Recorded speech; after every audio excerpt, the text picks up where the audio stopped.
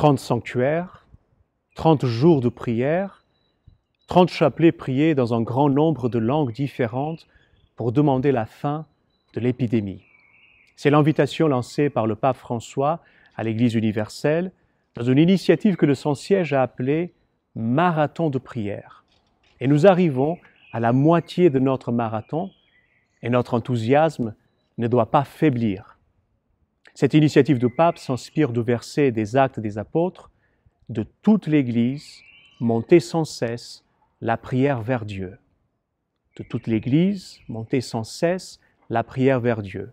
Une fois de plus, le Saint-Père nous rappelle que la catholicité de l'Église n'est pas seulement une question de géographie, c'est vraiment une question de théologie.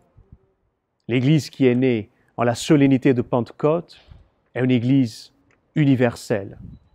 Une Église universelle où tous les hommes, toutes les femmes, toutes les langues, tous les rites et toutes les cultures ont leur place, enrichissent le corps de Christ.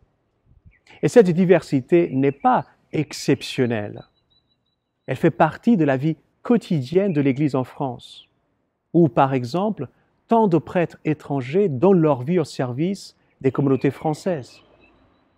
Un autre exemple, en France, le chapelet est prié quotidiennement dans tant de langues par les aumôneries catholiques de la migration.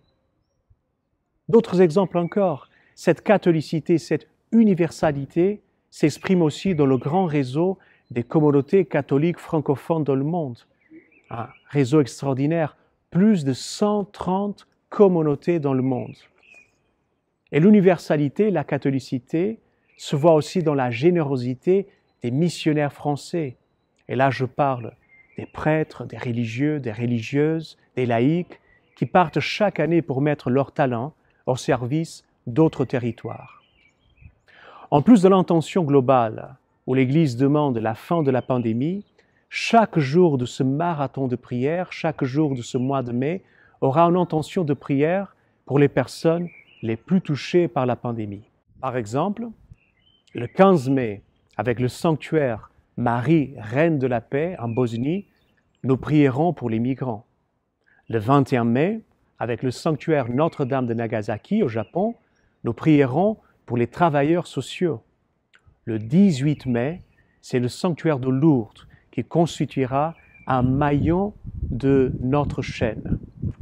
L'intention particulière portée par le chapelet de Lourdes, ce sera pour les personnels soignants. Chers amis, l'épidémie nous a permis de découvrir le potentiel de tant de nouveaux moyens de communication.